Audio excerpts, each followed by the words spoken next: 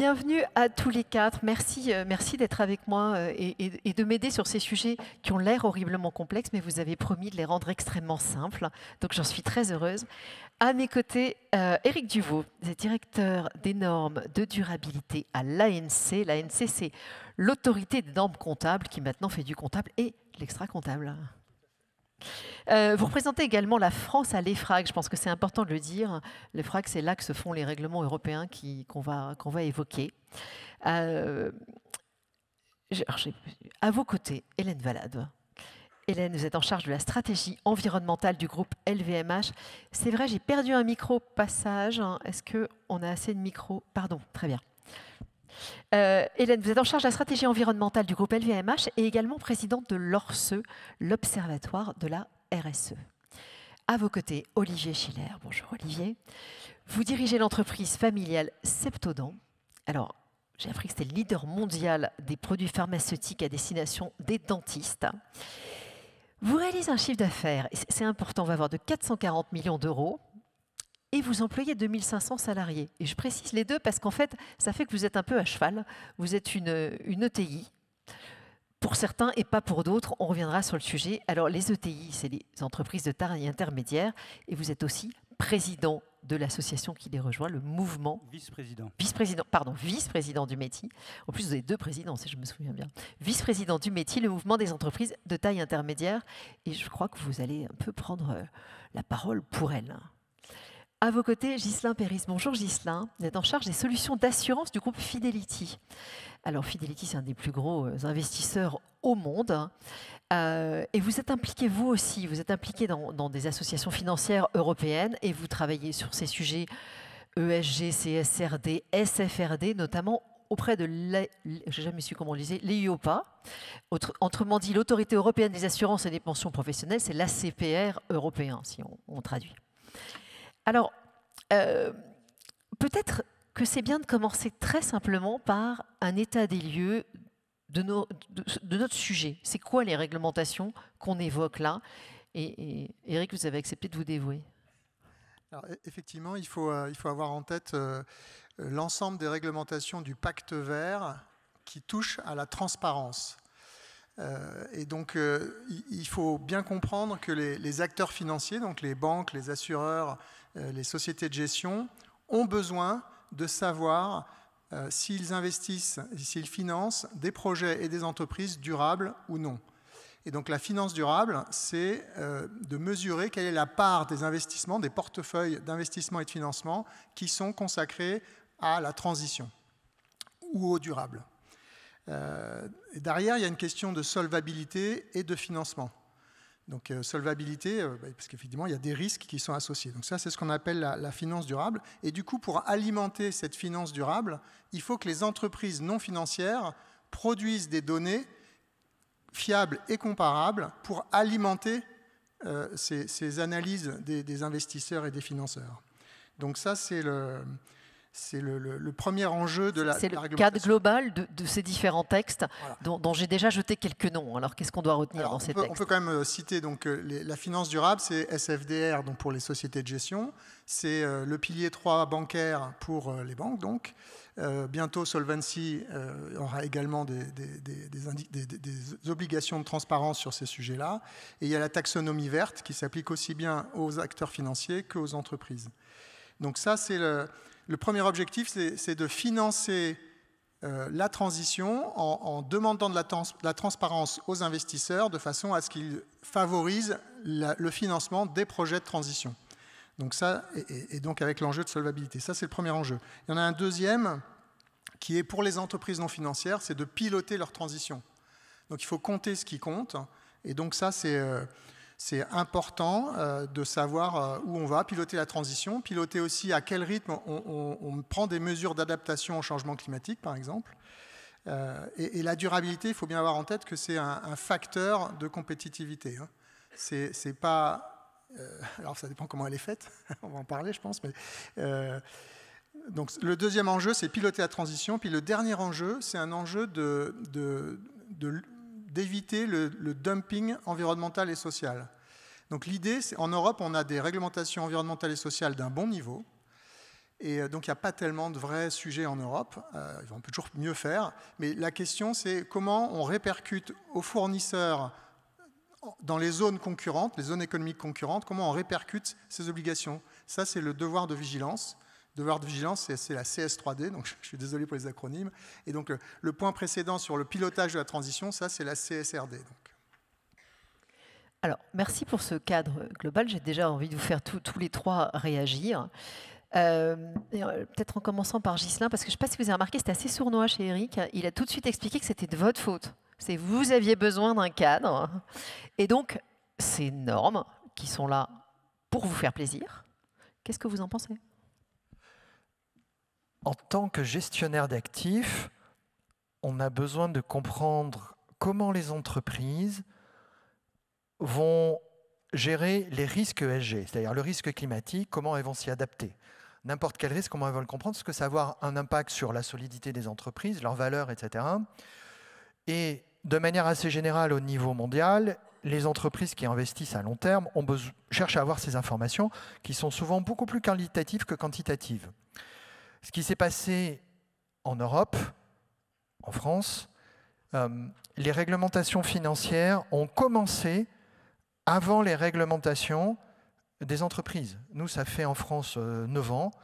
En Europe, ça fait 5-6 ans qu'un gestionnaire d'actifs, un assureur, un banquier, on lui dit « tes investissements dans les entreprises, est-ce que ça pollue ou pas? Est-ce qu'il y a la diversité homme-femme ?» On nous a demandé des informations que nous-mêmes, on n'avait pas.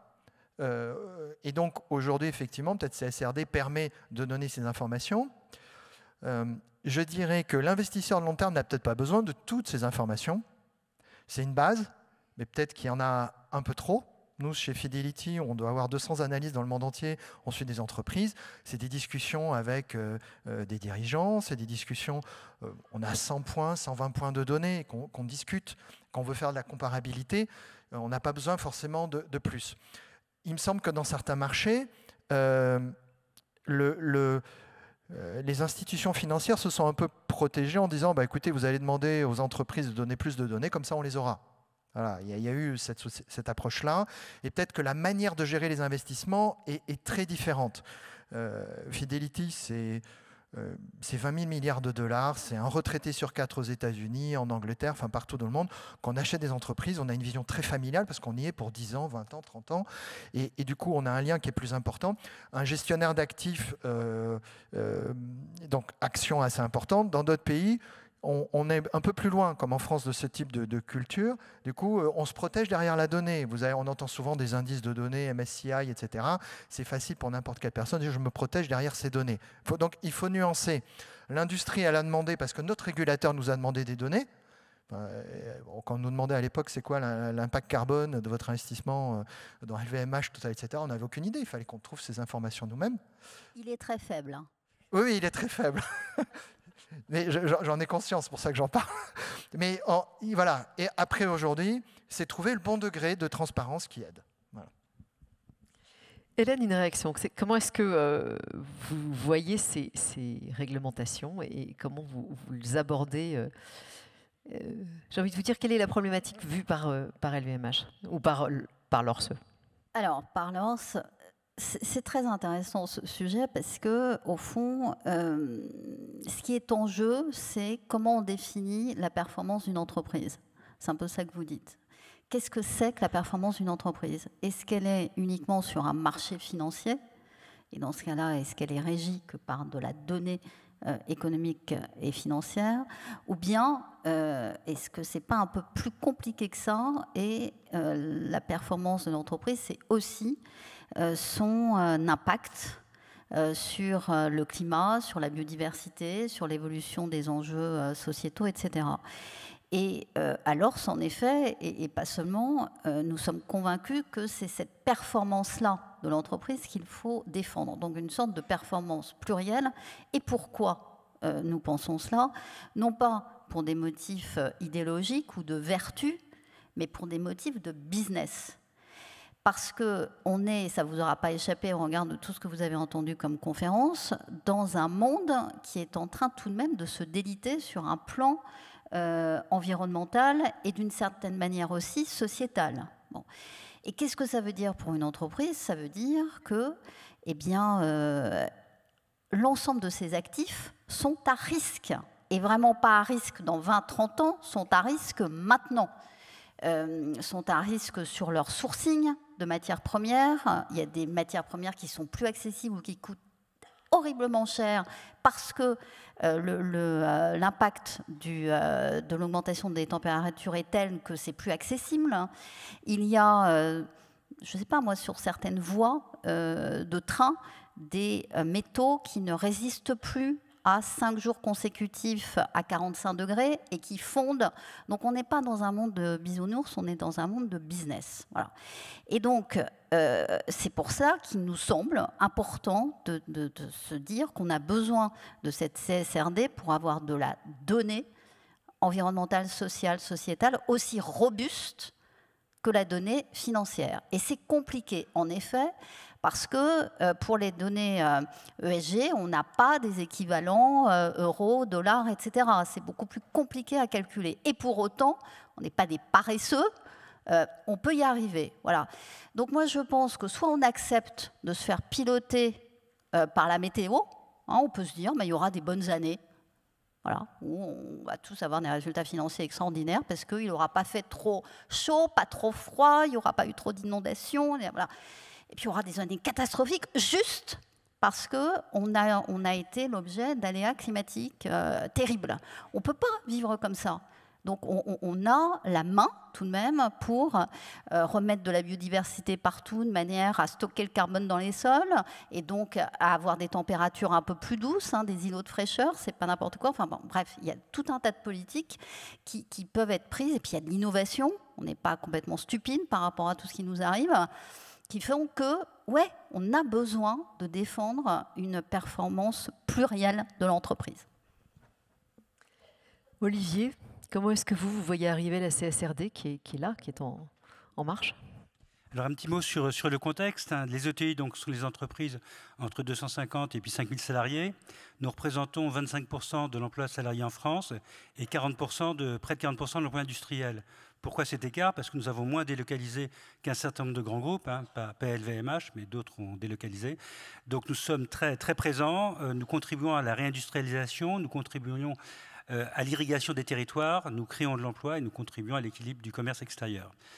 Nous sommes très engagés dans la transition environnementale et sur la RSE de façon générale. Nous voulons respecter les accords de Paris, diminuer de 5% les émissions de CO2 tous les ans. Très attachés aussi sur le côté social, l'égalité homme-femme, l'emploi des salariés en situation de handicap. C'est quelque chose qui est vraiment dans nos gènes pour les ETI en général et pour les ETI familiales en particulier. Alors ceci dit, nous évoluons dans un contexte qui est complexe, hein, avec des concurrents américains.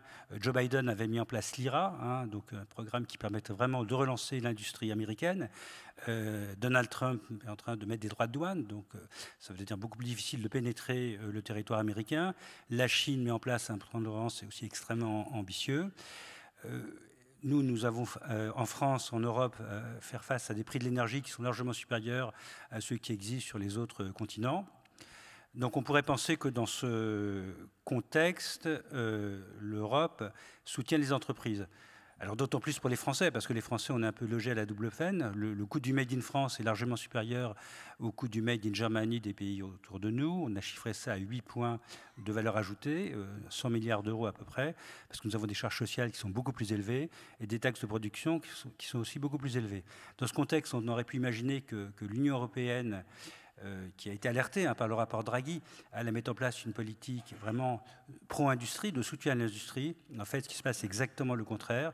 Et il y a un certain nombre de réglementations, de directives qui nous tombent dessus, qui sont complexes à mettre en œuvre pour les grands groupes, mais pour les ETI qui souvent n'ont pas de reporting extra-financier à faire, parce qu'elles ne sont pas cotées, elles n'ont pas de fonds de private equity à leur capital, et bien c'est une marge qui est vraiment infranchissable aujourd'hui.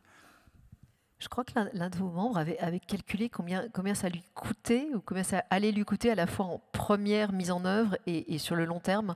J'ai oublié le chiffre, j'avoue, est-ce que vous l'avez?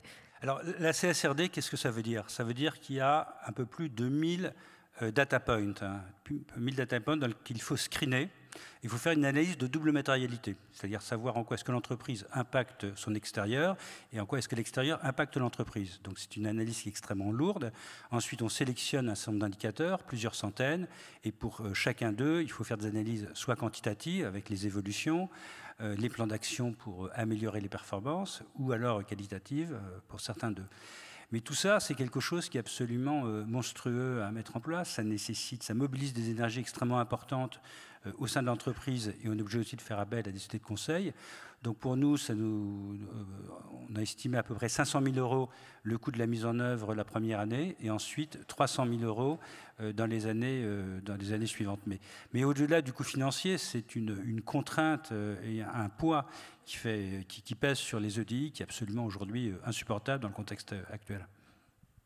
Ghislain, peut-être une réaction avec un regard un peu international. Hein. Qu'est-ce que vous voyez dans d'autres zones du monde? Est-ce que tout le monde se met la même, j'ai envie de dire le même handicap ou juste la même CSRD? Alors non. Non, là c'est clair qu'en niveau de réglementation, l'Europe est assez leader. S'il y a quelque chose qu'on exporte, c'est les réglementations. Et c'est plutôt des contacts, des gens que je vois en Asie qui me disent « Qu'est-ce que je dois mettre dans le reporting pour que ça se passe bien en Europe ?» Et eux, ils n'ont aucun audit, ils n'ont rien du tout. Donc ils me demandent taxonomie verte, c'est quoi la moyenne en Europe? 2% que je vais mettre 5. Donc ils prennent le reporting, si on leur demande, ils le remplissent. Mais ils n'ont pas d'audit, il n'y a rien. Enfin, il faut voir, c'est ça en dehors de l'Europe. Donc on crée quelque chose qui ouvre une boîte de Pandore, qui est bien d'un côté, mais qui de l'autre côté, effectivement, crée une charge, alors que des entreprises cotées dans le reste du monde n'ont pas ces contraintes. Les réglementations ESG sont beaucoup plus légères et on peut utiliser peut-être le mot pragmatique, c'est-à-dire qu'il y a vraiment les acteurs qui travaillent ensemble en se disant qu'est-ce que j'ai besoin de faire, comment on peut reporter, comment on travaille ensemble sur une trajectoire. Et les régulateurs, de ce que j'ai pu voir en Asie, ils prennent les réglementations européennes, ils se disent qu'est-ce qu'on va garder à l'intérieur. Alors, ce qui est bien, ça donne un benchmark, ils vont peut-être en garder 5%, 10%, c'est ce qu'on voit. Et par contre, ce poids, quand nous, on va avoir une analyse dans le secteur pharmaceutique, va analyser toutes ces entreprises cotées ou non cotées, qui font des emprunts, qui émettent de la dette, etc.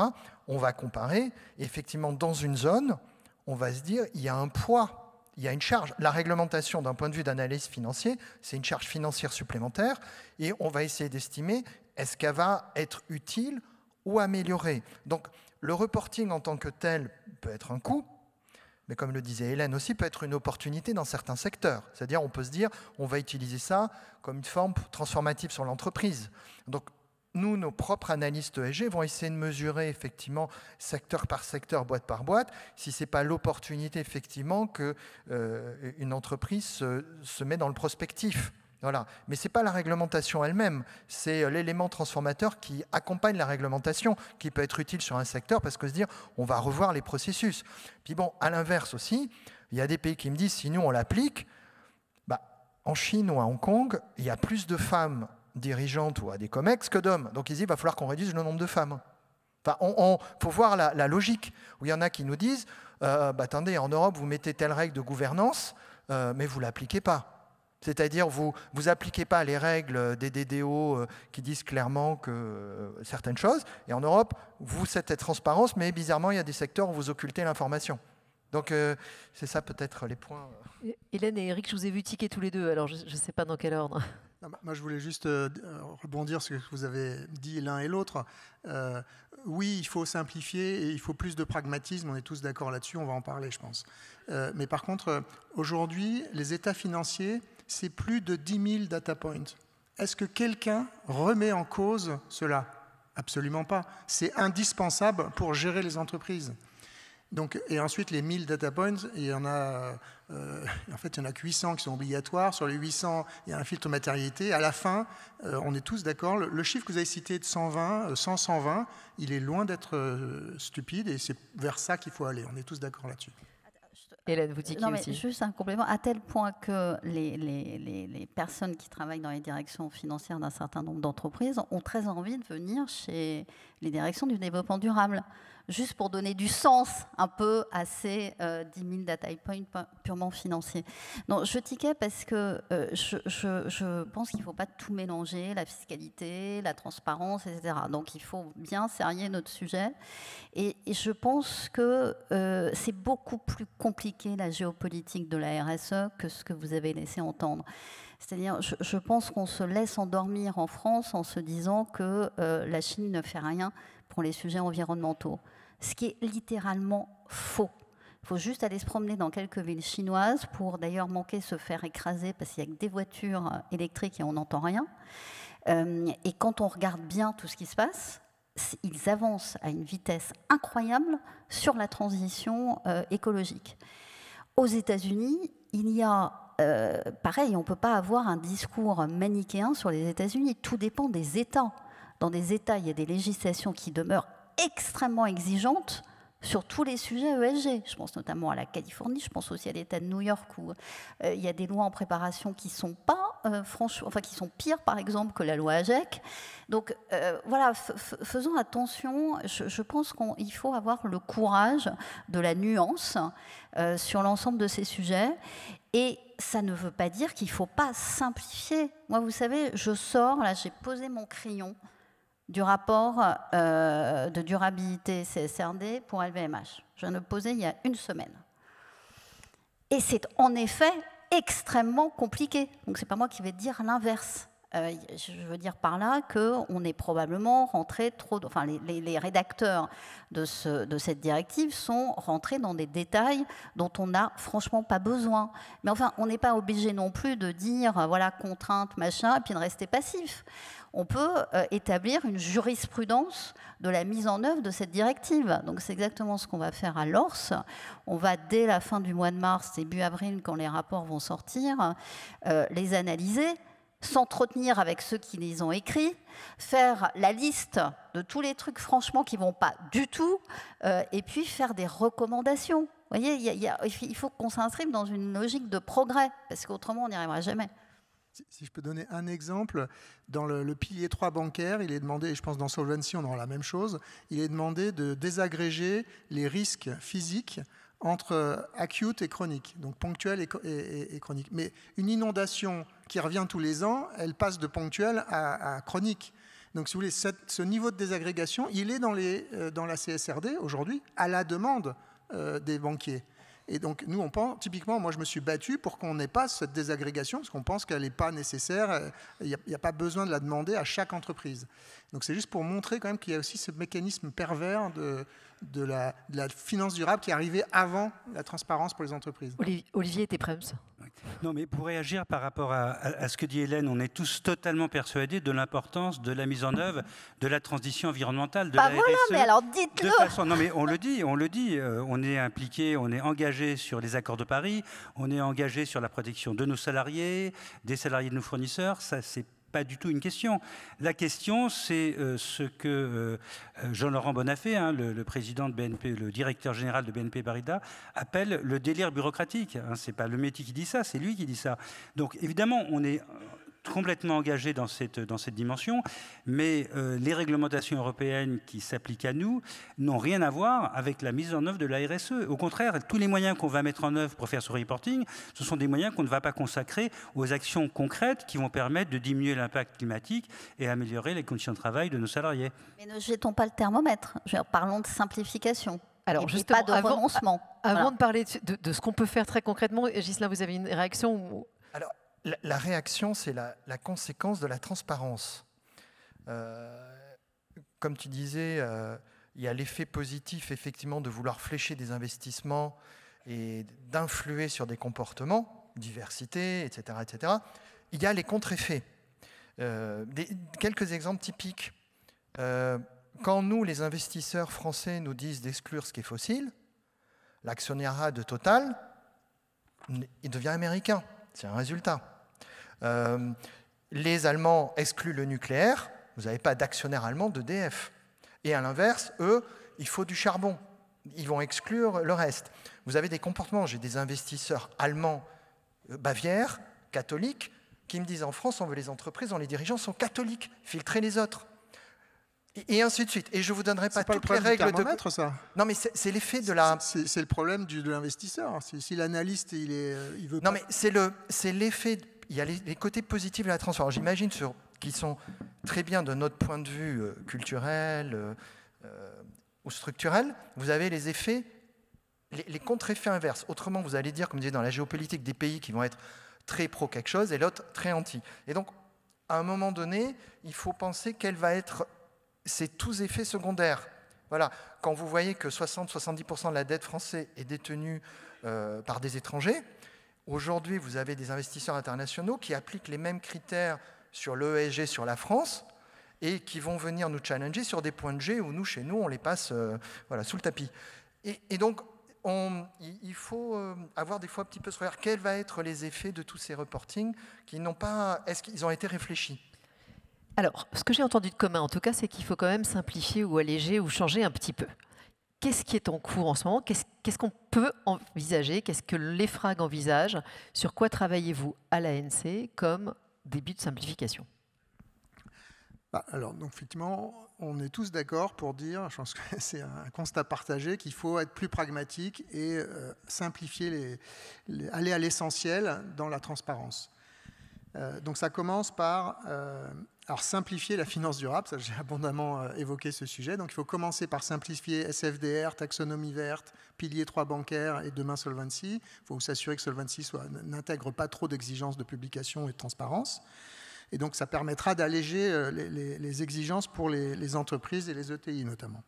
Ça, c'est le premier point. Deuxième point, il faut introduire plus de proportionnalité. On ne peut pas appliquer les mêmes exigences de transparence aux multinationales et aux ETI. Donc nous, on est très favorable à ce qu'il y ait la création d'une catégorie d'entreprises taille intermédiaire à laquelle on puisse appliquer une norme très allégée et qui soit proportionnelle, effectivement, à la fois aux enjeux que vous avez et à votre taille, en fait.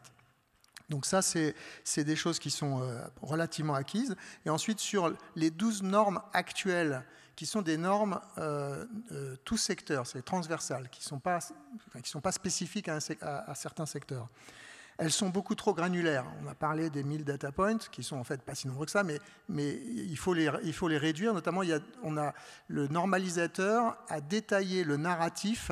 En fait, à chaque fois qu'il y avait un paragraphe, il a décomposé le paragraphe en X points de données en fonction de chacune des idées qu'il y avait dans le paragraphe. Alors qu'on pourrait très bien avoir un seul point de données qui est le paragraphe. Donc ça, c'est sûr. Parce que les données quantitatives, sur les 1000, il n'y en a en fait que 238 et ensuite elles sont passées au filtre de la matérialité que vous avez évoqué. Donc simplifier le narratif et puis expliquer très rapidement dans des normes sectorielles qu'est-ce qui est matériel dans chaque secteur. En faisant ça, moi j'ai fait l'exercice sur le secteur pétrolier, on diminue de 30% ce qu'il y a dans la norme des 12 normes sectorielles. Pour les carrières, on diminue de 60%.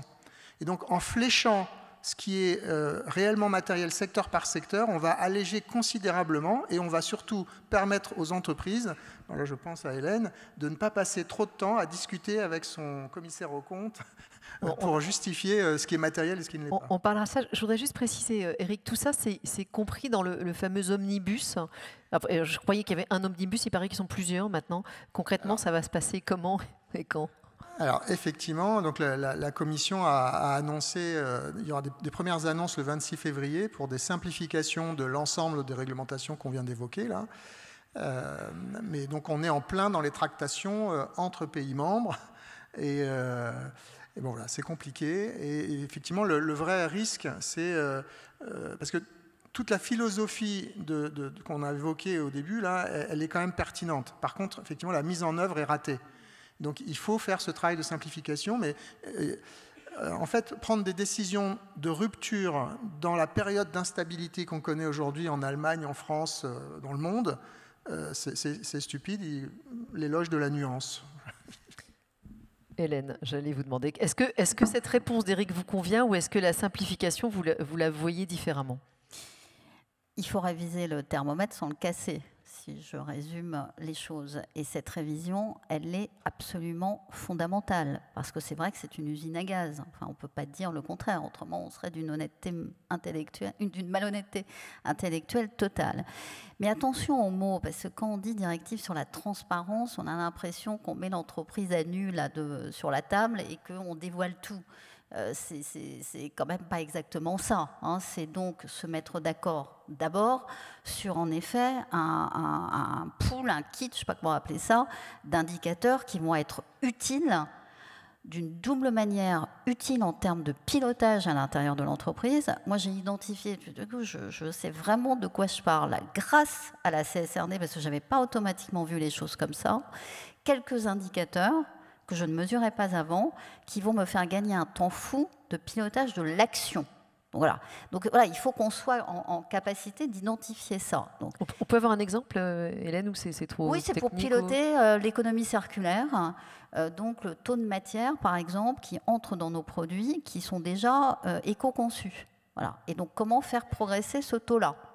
Bon, parce que c'est évidemment un des leviers de l'empreinte carbone et biodiversité d'ailleurs. Voilà, donc il y a plein de petites choses comme ça, et pardon, on n'a pas le temps en effet de rentrer dans ces détails. Donc simplification pour avoir des vrais outils de pilotage, pour garder ces outils de pilotage à l'intérieur de l'entreprise, et simplification pour ceux qui vont utiliser ces données. Donc, en effet, les analystes, les investisseurs et ceux qui observent l'entreprise. Donc, ce travail de simplification, franchement, mais c'est ce que je disais tout à l'heure, il faut y travailler. Il faut probablement remettre autour de la table des acteurs de l'analyse financière, des émetteurs et le politique. Je pense que c'est ça qui a manqué. C'est une sorte de dialogue à trois qui se mettent vraiment d'accord sur les informations nécessaires, utiles. Bon.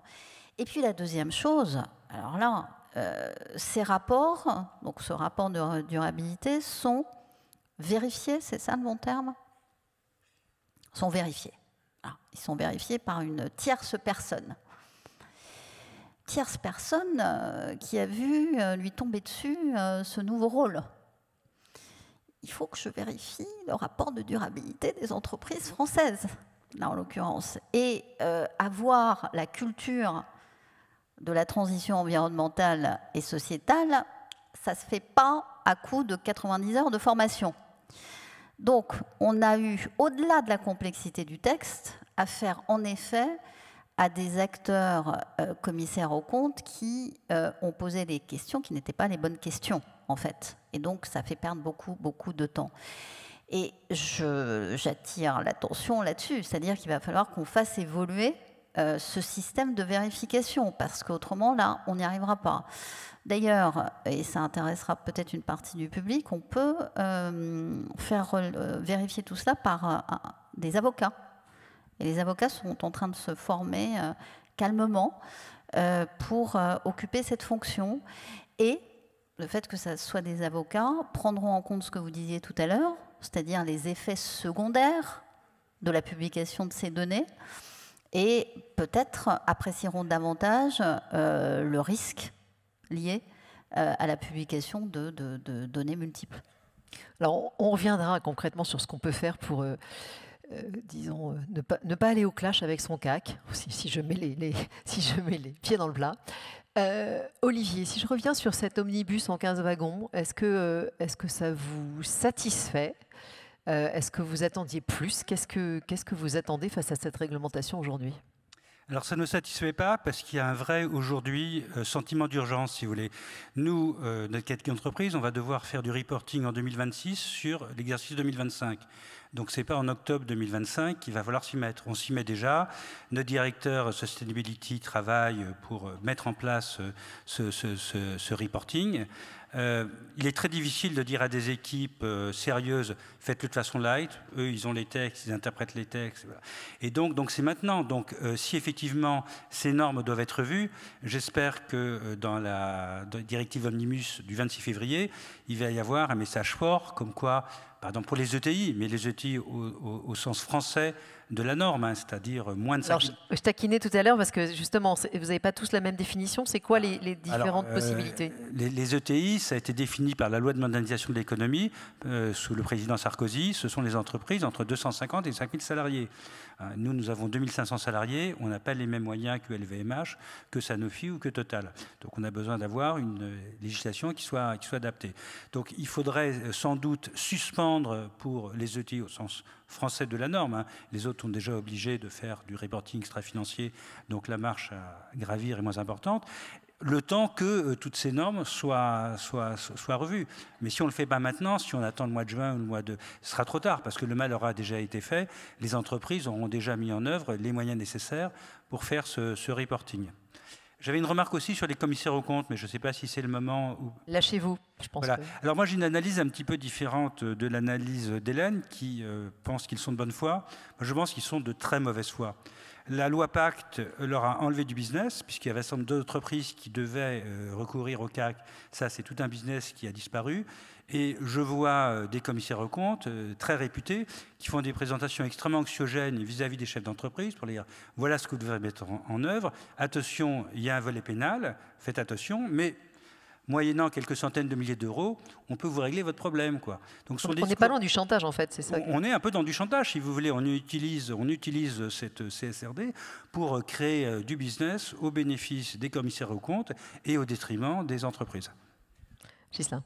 Peut-être que justement, dans ce processus, il y aurait intérêt à regarder ce que les régulateurs financiers ont fait. Parce que l'EIOPA pour les assureurs, dans le cas de Solvency II de SFDR, ou pour les sociétés de gestion ou pour les banques, ne demande pas de vérification ni d'audit. Il n'y en a pas. Dans le cas de SFDR et de la réglementation de Solvency II pour les assureurs est comment dire en français, c'est une autoresponsabilisation sur les données qu'on va fournir. Et donc, un engagement. Voilà, c'est un engagement sur les données. Donc, par exemple, sur les PAI qu'on récolte des entreprises, que l'assureur agrège, etc., il n'y a pas d'audit. On donne ces informations. Le régulateur... Toute la réglementation financière dans le cas de CSDBR, de ce que j'ai vu, a été conduite par le régulateur des assureurs, qui connaît le mieux les risques ESG, puisque un assureur, ça fait des centaines d'années qu'il regarde des risques E, des risques S, des risques G, puisque les entreprises viennent les faire assurer. Donc, ils ont conscience que ces chiffres, parce que derrière il y a des actuaires, etc., ils ont tous conscience que des chiffres statistiques, des chiffres d'estimation, ça ne s'audite pas parce que ce seront des chiffres approximatifs.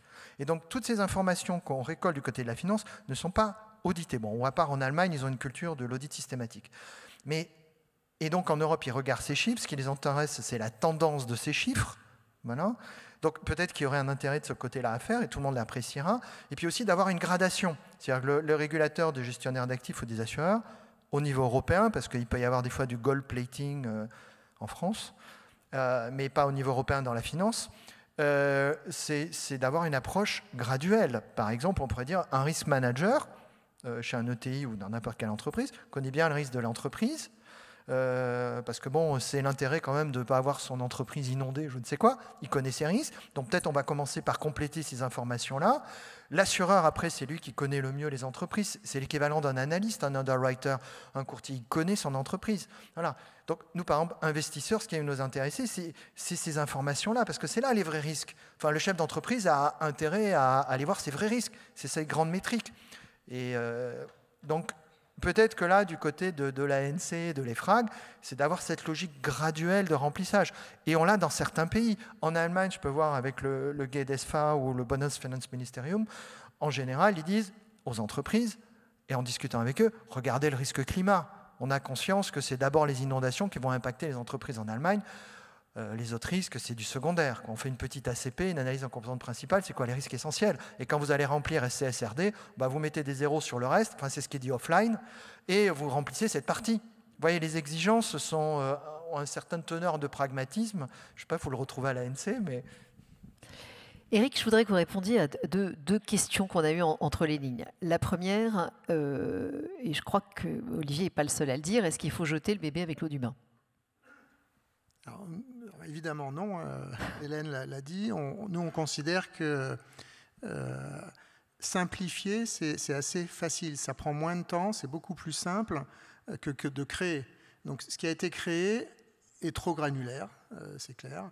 Donc tout le monde est d'accord là-dessus. Donc par contre, il y a des personnes qui savent très bien, à l'ANC on saurait très bien ce qui est pertinent, ce qui ne l'est pas. Donc ça peut aller très vite. Ce qui est compliqué en Europe, c'est de mettre d'accord tout le monde. Et donc ce qu'on appelle le due process collégial avec toutes les parties prenantes, ça prend du temps. Et donc, mais techniquement, ça peut être fait d'ici le mois de juin, ça peut être complètement réglé. Sur la partie ETI, report pour les ETI, je pense que c'est quelque chose qui est acquis, qu'on aura dans l'omnibus. Hein. Donc, avec 5000 salariés au niveau du seuil. Le seuil n'est pas défini. Donc, nous, on pense que 5000, c'est trop élevé. Donc, ce ne sera pas 5000, je pense. Mais bon, en tout cas, il y aura... Vous n'avez pas de bol, Olivier. Vous êtes juste au milieu. Je ne sais pas pourquoi, là, je le sens mal. Non, mais vous pouvez aussi adhérer à l'ORS. Parce qu'on a plein d'ETI dans notre association et évidemment que l'on a essayé de transmettre ce qu'on a appris pendant un an sur la CSRD et on accompagne, on aide. Vous voyez, on n'est pas complètement tout seul. Hein. Donc ça me ferait très plaisir de vous voir rentrer à l'ORS. Avec grand plaisir. Peut-être un mot sur l'audit. Alors, deuxième point, oui, c'était là-dessus que je voulais vous emmener. Est-ce qu'on peut envisager de supprimer l'audit? Là, vous allez vous faire des copains, vous avez passé 30 ans en audit. Là. Mais... Non, une des pistes de réflexion, par exemple, notamment pour les ETI ou voire pour les PME, ce serait de dire que l'audit pourrait survenir tous les 3 ans ou des choses comme ça. Donc, il y a des pistes à explorer. Mais la première piste extrêmement simple, c'est de changer une phrase dans la directive qui impose aux auditeurs de vérifier la conformité du processus de l'analyse de matérialité. Alors ça, c'est terrible, parce que c'est une trappe sans fond. Parce qu'en fait, le processus, pour protéger sa responsabilité, le vérificateur ou le commissaire aux comptes va avoir tendance à demander plein de justifications sur le processus. Ceinture, bretelles et corset. Alors que si on avait demandé simplement, assurez-vous que ce que l'entreprise a considéré comme vraiment matériel, ça couvre bien tous les enjeux matériels, un peu ce que vous disiez, vous l'avez dit de façon un peu trop caricaturale en disant il n'y a que le climat qui compte, mais bon, c'est un peu plus subtil Les Allemands, que ça. En Allemagne, c'est ce qui se dit. Oui, mais la réalité, c'est... Les Allemands ont plus un pouvoir certain à la Commission européenne. Par exemple, quand vous êtes un carrier, vous ne consommez pas d'énergie, par contre, vous abîmez la nature environnante. Donc le sujet, c'est la biodiversité.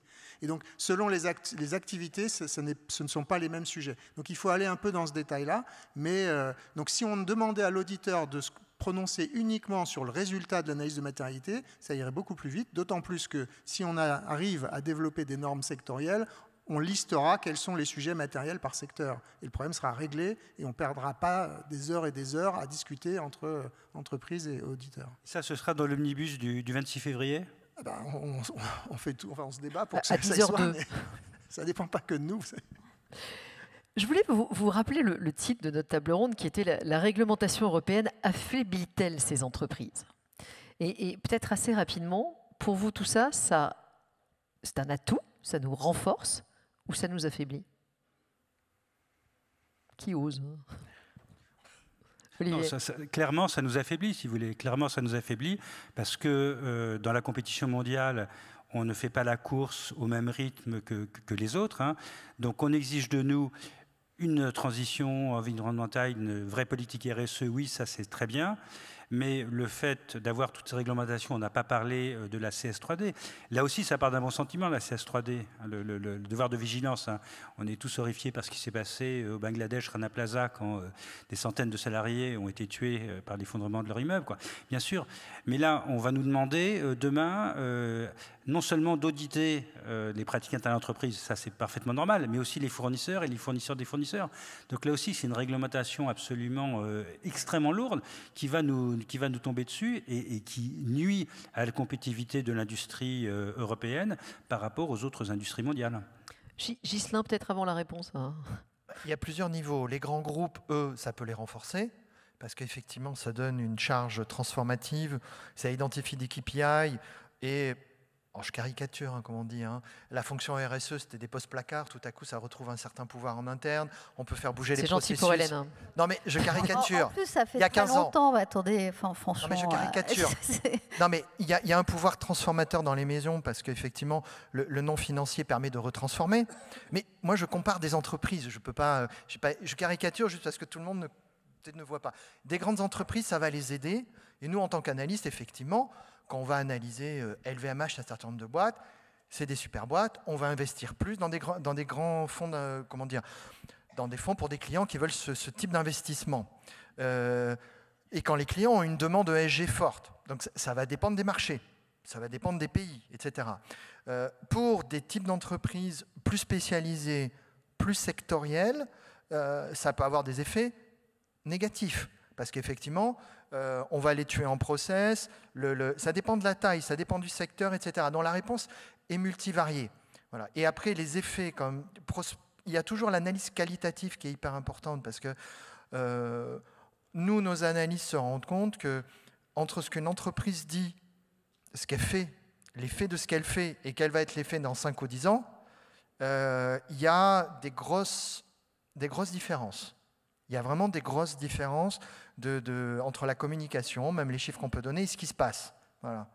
Donc il faut prendre tout en... Donc la réponse, elle est vraiment très variée. Alors, et les aspects négatifs, ça dépend effectivement d'où on cherche les investisseurs. Voilà. Alors, juste pour répondre à votre question, je pense que justement, il faut raisonner un peu sur le long terme. Est-ce que cette réglementation environnementale, et je ne pense pas là, pour le coup uniquement à la CSRD, n'est justement pas le moyen de donner un temps d'avance aux entreprises européennes? Parce que si on veut piloter tout par le coût, ok.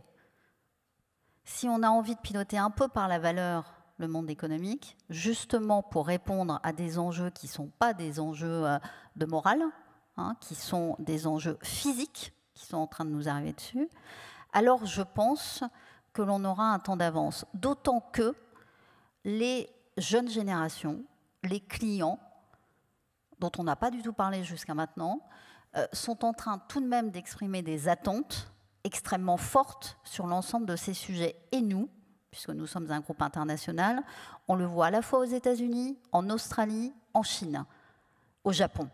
Il y a des attentes très très neuves. Donc, de mon point de vue, la dimension temporelle de réponse à votre question est très importante. Bien sûr qu'on est dans un contexte extrêmement compliqué, mais si on a l'honnêteté quand même de dire qu'on est là également pour préparer l'avenir, alors on peut considérer tout de même que c'est plutôt un avantage. Ouais. Alors, personne ne remet en cause cela. Hein, personne ne remet en cause cela. Ce qu'on remet en cause, ce sont ces directives, ces obligations de reporting qui n'ont absolument rien à voir avec ce Green Deal, avec ces transitions environnementales. Ce sont deux choses qui sont complètement différentes. Ce n'est pas parce qu'on est contre la CSRD qu'on n'est pas complètement impliqué dans cette transition que vous mettez en avant. Mais Madame a posé la question de la réglementation environnementale. Donc, je réponds à la question. Eric. Pardon. Moi, je pense que Guylain a raison sur la complexité de la réponse, mais il faut qu'elle soit nuancée. Donc, quand vous dites « je suis contre la CSRD », ça, ce n'est pas une phrase qui est acceptable. On a besoin d'un thermomètre. Donc, par contre, il faut que le thermomètre soit le bon et ne soit pas trop compliqué. Et ce que je voudrais dire, c'est que, je rejoins un peu Hélène, on avait fait le Grenelle de l'environnement en France, et puis on s'est retrouvé un peu tout seul. Aujourd'hui, il y a le Green Deal européen. Eh bien, la plaque européenne a la possibilité d'influencer les autres zones du monde. Et depuis 5 ans, on a vu la Chine bouger. La Chine est en train de définir ses propres normes. Les États-Unis, sous l'administration Biden, ont voulu développer des normes sur le climat. Donc, ça met en mouvement le reste du monde. Et ensuite, la CS3D, le devoir de vigilance. Alors déjà, il commence à 5000 personnes. Donc, vous ne serez pas concernés. Donc, ça répond quand même au sujet des grands groupes. Et c'est une manière, finalement, en demandant la même transparence. Enfin, déjà, les services achats de LVMH, je peux vous garantir qu'ils scrutent déjà les performances de leurs fournisseurs en Europe et surtout à l'étranger. Et donc ça existe déjà. Donc indépendamment de la réglementation, c'est déjà en place. Et ensuite, ce qui va se passer, c'est que moi je constate qu'aujourd'hui, tous les grands groupes mondiaux, chinois, japonais, coréens, américains, sont en train de mettre en place les ESRS et la CSRD. Hein. Les Pfizer, Bristol Myers, tous ces gens-là, ils demandent, ils le font. Donc il y a un vrai phénomène d'entraînement. Donc de ce point de vue-là, à minima, c'est positif. L'action de l'Europe est positive. Mais après, on est d'accord qu'il faut... Ghislain, très rapidement, sur l'Europe leader du monde. Alors, juste pour revenir au tout point initial qui était comment on fait flécher l'argent vers l'Europe, oui, CSRD va être utile. C'est-à-dire qu'un investisseur français va se dire je vais plutôt investir dans des entreprises européennes qui vont me donner des informations, puisque moi-même je suis soumis à CSRD. Donc un assureur français, une mutuelle française, etc., ou allemande, etc., vont faire ça. Donc on va avoir peut-être un effet positif de ce côté-là. Ça, c'est certain. Ou des acteurs dans le monde s'ils ont la même logique. Voilà, s'ils ont la même logique. Ou s'ils veulent vendre en Europe. Ou s'ils veulent vendre en Europe. Avec le delta, qui vont essayer de voir, tiens, dans tel secteur, c'est quoi la moyenne et où je me positionne. Mais il y a effectivement une extraterritorialité. Bon, les Américains, ils ont le fiscal. Nous, on a l'extraterritorialité de cette exigence sociale, effectivement. Donc, c'est un mode, effectivement, qui va toucher les autres pays. Comment vont réagir les autres pays? Parce qu'il y a dans ce mouvement un petit peu de déglobalisation, comment c'est perçu? Voilà. Alors on est presque au terme. Je voudrais vous demander quelque chose de très pratico-pratique. Qu'est-ce que vous pouvez donner comme conseil pour faire face à ces textes, à ces monceaux de textes, à ces justes textes, quelle que soit la façon dont vous voyez ces textes et cette nouvelle réglementation? Concrètement, qu'est-ce que les risk managers qui nous écoutent peuvent rapporter comme message dans leur entreprise demain? D'un point de vue d'un investisseur, effectivement, ils peuvent profiter de ces SRD, etc., ou des réglementations pour expliquer les risques auxquels les entreprises sont confrontées et comment ça va être géré. Voilà, en tant qu'investisseur, c'est ce que nous avons besoin. On a besoin de comprendre la valeur de la boîte dans 5 ans, 10 ans, etc. Ça, c'est bon. Dans la matérialité, c'est le ESG in et le ESG out, les externalités, quand ils vont faire face à un investisseur français, européen qui a besoin de ces informations. Donc, c'est super intéressant parce qu'aujourd'hui, nos analystes cherchent à avoir accès à ces informations. Le côté risk management pouvait être souvent pas occulté, mais n'était pas mis de prime abord. Donc aujourd'hui, on a accès à cette information et ça, c'est vraiment utile et il faut que cette communication continue. Mais en tant qu'analyste, on a besoin de l'information la plus importante. Olivier, votre conseil, et ça peut être d'aller manifester à Bruxelles, hein, il y en a qui le font en ce moment. Non, si les ESRS avaient été bien conçus, ça aurait dû être effectivement un bon outil de management des risques. Ce n'est pas le cas, on est tous d'accord qu'il faut les revoir. Donc moi, le conseil que je peux donner, c'est vraiment de mettre en œuvre ces normes à minima, de résister aux pressions de leur commissaire aux comptes, de façon à faire le minimum nécessaire en attendant la révision de toutes ces normes. Je souscris à cette... C'est super, vous avez un tout petit peu changé d'avis depuis le début de la table ronde. Je suis très, très, très contente. Bon, conseil, Hélène. Le conseil pour d'abord, les risk managers ont un rôle essentiel dans la construction de la réponse à la CSRD. Nous, on les a associés chez nous. Donc voilà, je trouve que leur savoir-faire est extrêmement important. Mais j'attire votre attention sur une autre idée qu'on n'a pas du tout évoquée. Si, je me mets bien dans l'hypothèse de si, il y avait un vrai ralentissement. C'est-à-dire si le 27 février, il se passait, je ne sais quoi, enfin le 26, pardon.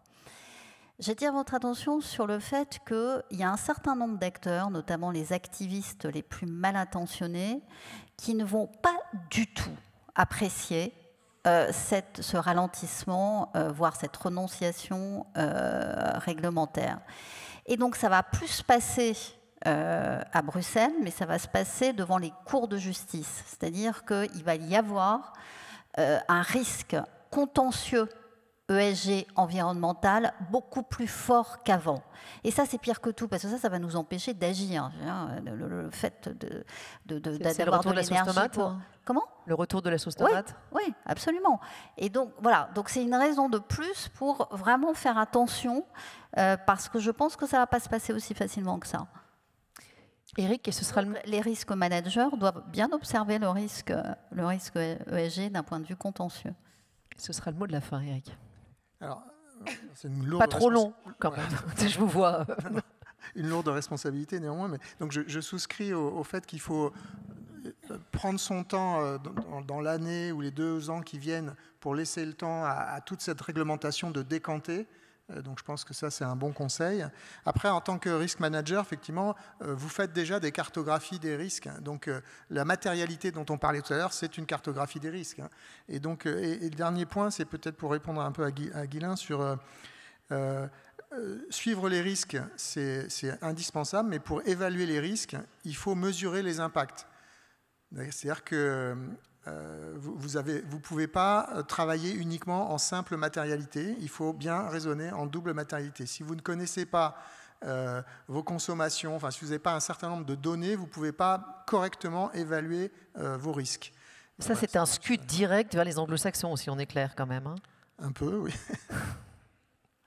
Ce sera le mot de la fin alors. Et peut-être, il faut aussi qu'en Europe, on est dans un état de droit, et donc il faut que les transpositions soient faites en même temps par tous les États membres. Voilà. Merci beaucoup à tous les quatre. Je pense qu'on peut carrément les applaudir, mais ce n'était pas facile. Hein.